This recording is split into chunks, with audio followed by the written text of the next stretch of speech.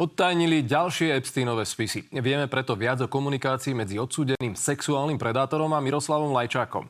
Kolegovia z nášho spravodajského webu Tajné správy preložili. Čo sa v nich píše, povie Monika Grznárová.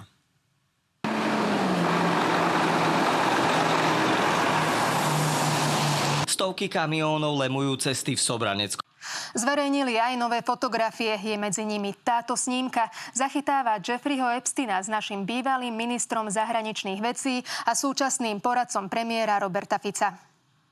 Z nových spisov vieme, že o Lajčákovi si americký finančník dopisoval s osobou, ktorej začiernili meno.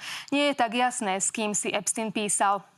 Viaceré americké médiá a analytici si ale myslia, že ide o Steva Bannona, bývalého poradcu prezidenta Donalda Trumpa.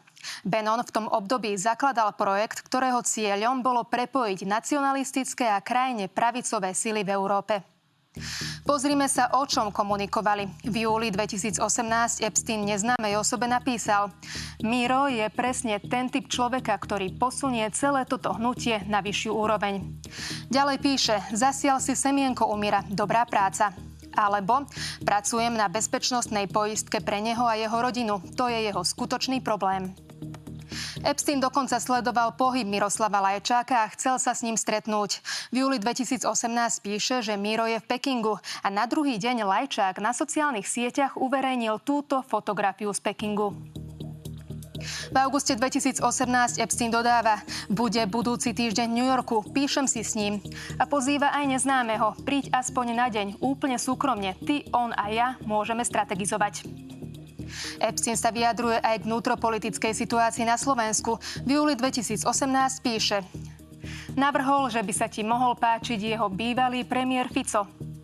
V marci 2019 zase rozoberajú prvé kolo prezidentských volieb. Epstein píše: Miro by bol dnes prezidentom, keby ma počúval. Na druhý deň komentuje Zuzanu Čaputovú: súhlasím, Sorošova kandidátka, len skúsenosť z mimovládok. Žiadna skutočná konkurencia. A neznámy odpisuje: presne, treba z Mira urobiť nacionalistického lídra presadzujúceho suverenitu. Toto boli len útržky z komunikácie. Na našom webe tvnoviny.sk sa dočítate viac a viete si pozrieť aj samotné odtajnené spisy.